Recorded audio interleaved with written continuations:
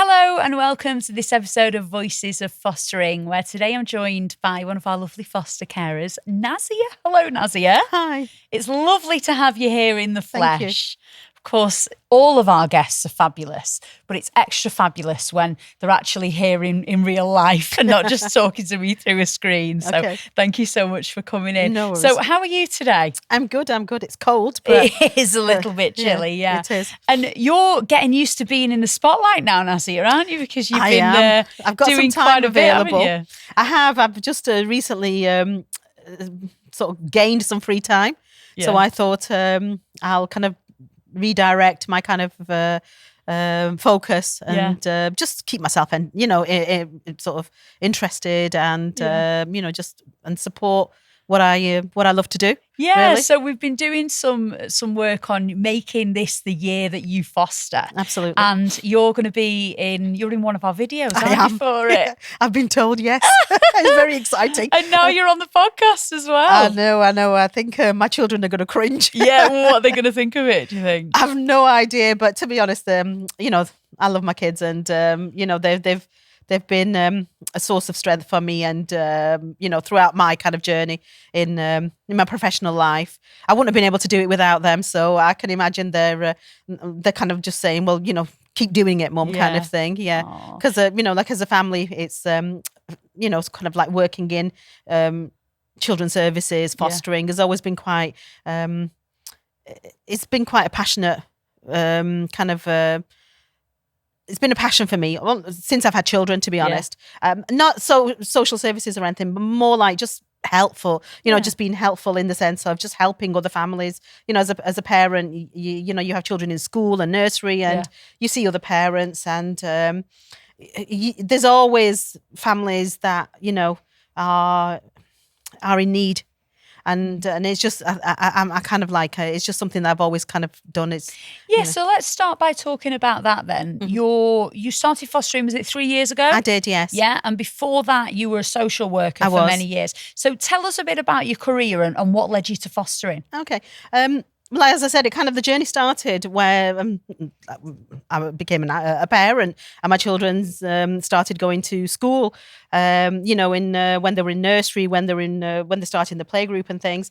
I live in a predominantly quite ethnic minority area, and obviously when the children started primary school, when the children were in nursery, there's lots of families, there's lots of children that go there, and just as used to help out, like as they do, they always ask parents.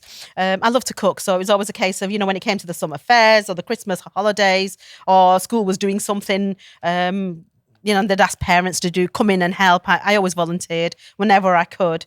I love cooking. So, and I know, sort of lots of families, everybody loves a samosa, don't they? Kind of thing. So it was always that. It started off there. Kids are doing some activity in school, and they want parents to support. So we'd go in there. Always used to do, when it came to Easter, in the primary schools, the children always did, making bonnets, and then as they got older, they made kind of like creative things with eggs and things. So it was quite competitive, as parents. So it was just good fun, to be honest. But like I said, when the children were there, and there was always children who needed additional support in, to learn the language. And it always used to kind of bother me that, there's a child there in a class all day and has no way of knowing what the teacher said, no way of understanding how to interact in the class, or missing out on so much. Yeah, so we're talking about children who English isn't their first language, or they don't Absolutely. have it at all. Absolutely, yeah. And they're in a school where they don't understand anything. Exactly. Wow. Yeah, I know. And it used to bother me. It used to bother me a great deal. So it was because of that I kind of like got involved, and, like parents go in and help, give you, they kind of give a child additional support to help them to read. Yeah. You'd get parents who came, to come in and couldn't speak English. So they'd always ask you, or could you just say this to the teacher? Or I don't understand, that kind of thing. Yeah. And it kind of just started off from there, really, to be honest. I was obviously a housewife for 10 years. But even before getting married, I got married quite young, but before then I always enjoyed my education. I always enjoyed it. And it was kind of like a dream of mine was to go to university.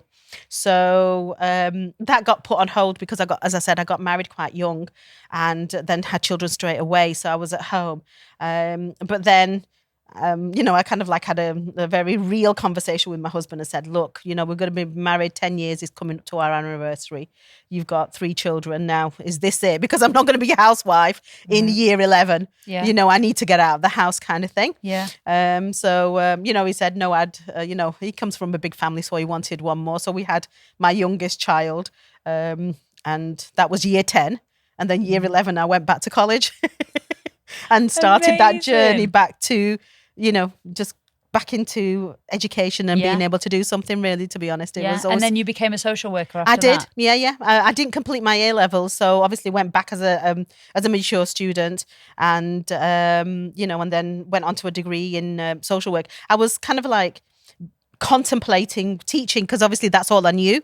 That support in school and that lack of kind of support that children receive in school, and the lack of language that parents, are unable to access because of that. And so I always kind of veered towards that. But then I was, when I was at college, I made friends, and one of my friends kind of persuaded me and said that, like in schools, you're going to have limited input, limited kind of influence, if that's the right word, in relation to families, because obviously it's very rigid, it's very set in an academic environment. But the challenges are that when children and parents go home, there's so much more to do. There's so much more need there. And obviously, in relation to parents, about having that input with them where you can make a difference is something that possibly you'll be able to do in social work. So that's why I kind of left that and went into social work, and I've never regretted it since. Yeah. And then how did social work then move into fostering? How did that happen? Well, I've been a social worker for 22 years. I've had a number of roles. I started off as a social worker in a children assessment team. So it was very much led by crisis, very much led by duty, in the sense of, you're going out there, you're going into a crisis situation, and you kind of manage that situation. And then it moves on. So children, either, you're working with families long term, or they become into the looked after arena, where that's a completely different thing. So I had a couple of roles, but for the last 10, 12 years or so, I was an IRO. So that was what's the role. An IRO? Oh, sorry, independent reviewing officer. Okay, so what does that involve? That is in relation to looked after children. Yeah. So when a child becomes looked after, they are appointed an independent reviewing officer. And the purpose of the reviewing officer is to be their advocate, to be their voice, because obviously when children become looked after and they are removed from the family home and they are placed within a local authority or within a setting of some form, whether it's a foster home or whether residential or any kind of environment, there are a number, then the local authority has kind of like a responsibility. They have a duty of care, and they will make decisions for that child. Now, the independent reviewing officer is to ensure that what decisions a local authority makes are in the best interest of the child, and that's the key component. That are they in the right? Are they right for the child? Are they in the best interest for the child? Will those decisions promote that child? Are all of his needs being met? And being and as an independent reviewing officer, your role is to quality assure, basically, to make sure that the local authority is doing what they should be doing, make sure that they are placing the child central to their decision making, and just keeping on top of making sure that, there's no delay, that there's no lack of service, there's no lack of need. And if there is a need, then you're pushing it to make sure that that need is being met as promptly as possible. Yeah, so lots of experience there, of course, working within fostering and working with looked after children and young people. Yeah. At what point was it, Nazia, when you thought, I could be a foster carer myself? Okay. It's something I've always thought of. Yeah, absolutely. When I was working with families, I suppose my children used to sort of come, like they've got a very clear view of what I did, because they didn't like the fact that I remove children at times when the need arose, as a social worker. And, you have all the kind of stereotypes and the stigmas that, society has labeled for social workers with such, kind of like actions kind of thing. And, my children, but I always used to say to my children that I would much prefer, if I know that there is a concern, that I'd much prefer to place a child in safety and then figure out what's gone on, rather than leaving a child in that place and in that placement with the potential of being harmed more. That was my kind of fundamental view. Now, when I came into the kind of independent reviewing officer arena, what became apparent was that children are placed in placements that, don't meet their needs a lot of the times, particularly their cultural needs or their religious needs. And, that lack of familiarity, children are placed in foster carers for many reasons, and I'm not saying anything about that. But what I'm saying is that it made me realize that there is a massive, massive need for, sort of people from all communities to take responsibility and to help, and to become foster carers, so that when a child is being removed from a family home, that they find the placement where they are, some similarities, some kind of like knowns where it makes them feel safe and comfortable. And I know that there is a massive shortage of Pakistani families, and there's a lot to do with culture and, kind of lack of knowledge. So whenever I kind of like talk to anybody, because like you do, you sat anywhere and people have conversations. Well, what do you do? That's kind of always the starting point, isn't it? So I've always been one to start there and kind of try and push and promote, right? No, if you've got the skills and the tools, please become foster carers, because we need them. We need every culture and every every group of individuals needs those families to allow children into their homes, to give them that safety and nurturing that they need, but at the same time, that familiarity of their culture and their religion. So you say there about children or young people being looked after, children or young people being put in families that don't meet their cultural needs. So can you explain more about that and what that would look like and why that's harmful? It's not harmful. I don't think that's the right word to use. Okay. I think it's just, the difficulty is we're made up of so many cultures, aren't we? We're made up of so many religions. And, I think it's just that more sense of security and familiarity and being able to access, your culture, your religion, celebrate the traditions, and it's being placed in a family that don't know that, just means that there is what's the word? It's I don't think lack is the right word, but I think that it's just for a child, obviously what they experience when they're removed is trauma. It's as simple as that. It's horrific. So being able to give them some closeness in familiarity and being able to celebrate what they already know, like, for example, in their religions. And this includes English children as well. This is not just about ethnic minorities because, everybody is a minority, everybody's has their own culture. It's having that familiarity that just gives them that sense of ease. Now, I'm a Muslim person. I celebrate my culture, my religion. I celebrate the celebrations that come along with that.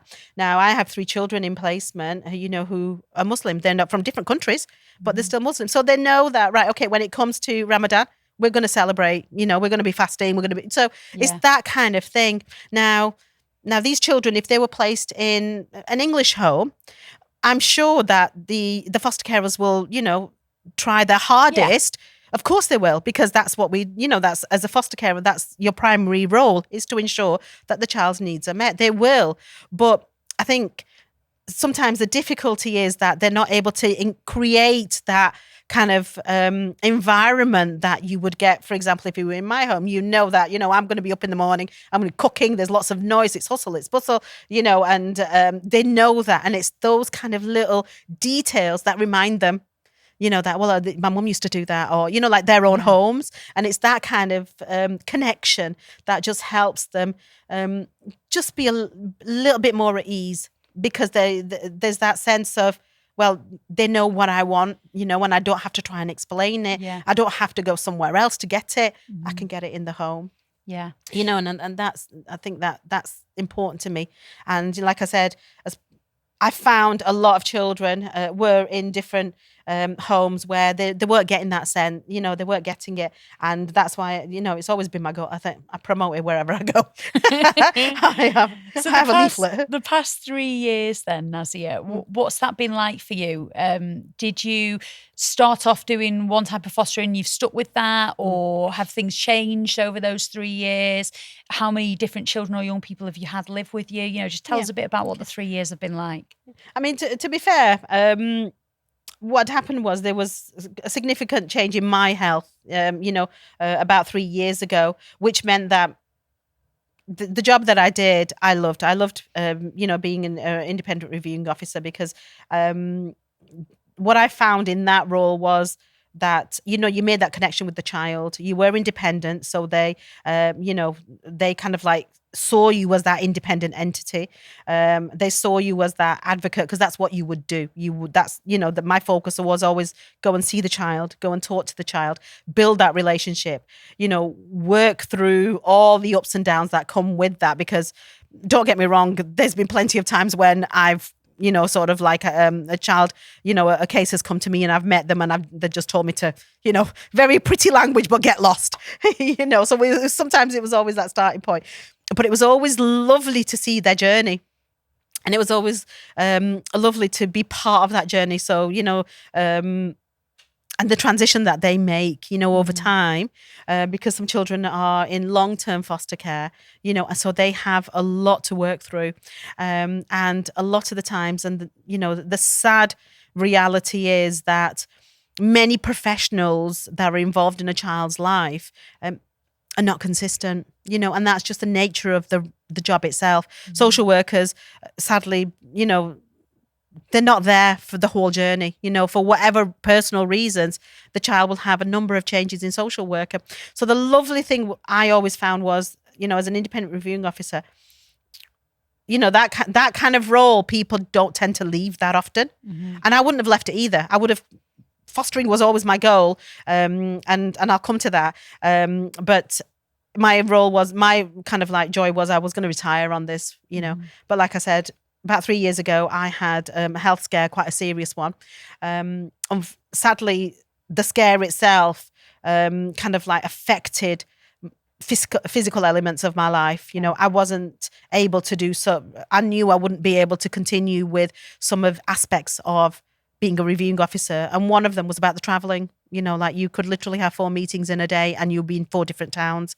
So there's a lot of physical traveling to do. And that was something, when I initially became unwell, I wasn't able to do. So I moved to a desk job.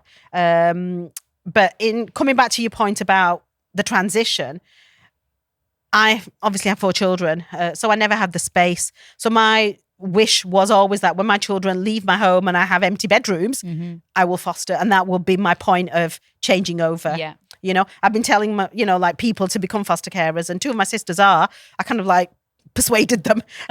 So they are foster carers. So my goal was always, right, my kids, when I have available space in my home, that would be when I start my fostering journey. Yeah. And I have, this year I've stopped working and kind of like just dedicating all my time to just the fostering, and it's lovely. Yeah. It just feels like I'm kind of like just a parent again, just looking after kids. Yeah. So when you were first approved, who was the first child that you had? What was... The first family that I had was a sibling group of 3. Right, okay. Oh, yeah, wow. It was a case of, let's just throw you in at the deep end kind of thing. Yeah. They were complex, very complex group of children. And I suppose the one very interesting thing that I learned, I was so used to telling people what to do and then leaving. as an independent reviewing officer, you go to the meeting, you kind of like talk and to, like everybody's there where, you gather together, you, kind of like obtain updates from everybody, see how the child is doing, speak to the child, get them involved. And then it's a case of, well, okay, here's an action plan and, crack on with it and I'll see you later kind of thing, So the very, very interesting thing about being a foster carer was that someone else was telling me what to do and they were leaving and I was left with it. So I think the interesting thing for me was it was a learning curve for me. It was a lot of learning I did, not the children so much. Yeah. Because I think in respect to the children, you take them as they are, Your role as a foster carer is, right, here is a child, they come to you with, sort of many things going on in their lives. And it's about, like you said, supporting them through that process, giving them that kind of support that they need to kind of make some sense of it, as well as simultaneously the trauma of what they're doing and settling into a strange home kind of thing. But it's always about them. So for me, it was a learning curve for me about how I adjusted to the role and, like maybe my kind of, my own thought processes. There was a lot of learning, but a lot of learning was for me and my husband, through that process. And as I said, those 3 children, there was a sibling group of 3, different ages. I had a 15-year-old teenager, a typical teenager. I had a middle child who very articulate, very bright, but there was obviously quite a lot of internal trauma going on with this child, but very non-vocal. He was. This particular child was obviously experiencing a lot, but not voicing any of it. It's all internalized. So that was having to kind of like manage him. And then I had a younger child who was just, full of life and didn't stop. So it was just how you kind of individually manage them. And, just learn to do that really. It was interesting. Now they left after a period. And then after that, I received young unaccompanied asylum seekers, which was completely different, kind of experience and learning that went with that, with that kind of placement. And I still have 3 children in placement, same unaccompanied, from 2 different countries. But, it's going really well. They're fantastic lads, and it's amazing, like it's the one thing that you do learn is how resilient children are and the level of the strength that children have. It actually is an inspiration, to be honest, to know that, these children and what they experience and how they bounce back and kind of get on with life. It's, you kind of feel quite ashamed that you've not got the strength that they have. You actually do.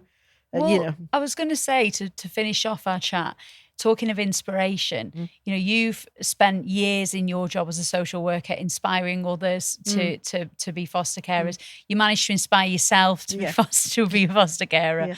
If there was anybody listening who was thinking about it, particularly as you say, people from different cultures, how would you encourage them to take the leap really and to do it? I think being a foster carer itself is a worry for some, it's just the kind of a strange child coming into the home. But the reality of the situation is that, if you're a parent and you have, children, or even if you're not a parent, if you're kind of like ethos of, as, being an individual is that you would like to help, then that's all you need. Everything else you kind of learn along the way. I think me working as a social worker has given me a lot of insight, and it's helped, but not in the way you would think it's helped. What it's helped do is, the logistics, it helps kind of like navigate through that, but that's not a difficult thing to navigate through. As I said, 2 of my sisters are foster carers. They've never worked in children's services at all. And, they'll ask me what they need. But so long as you've got a supervising social worker who can guide you, the essence of the role is just about caring. It's about, if you've got space, you've got the time to give, that, it's just, being, helpful to, a child, really, giving them that safe space, giving them that nurture, giving them that support, giving them that, the time that they need, because patience is important. Yeah. So if you have that, then that's all you really need. And everything else you learn along the way, because there's no kind of set book or there's no set rules about, well, if you want to be a foster carer, you've got to have, it doesn't work like that. I think, to be a foster carer, you've just got to be a good person. You've got to care about children, or, care about others. And, if that's what we do in all our lives, isn't it? And, and just give them that time and space. It doesn't take a massive amount of skill. It's about it's more about emotion. Yeah. It's about that support, having that patience, and being considerate of another person's needs. And just helping them get to their goal, really, and whatever it takes on the journey, you're on the journey with them. You don't know more than they do. You're learning together. You're going to build that bridge together. Yeah. And at the other end, it's lovely. It's an amazing thing, to be honest. Oh. And I think we always need more. We always need more. It's been so wonderful to chat to you today, Nazzy. Just finally to sum things up, can you imagine your life without fostering? No. No.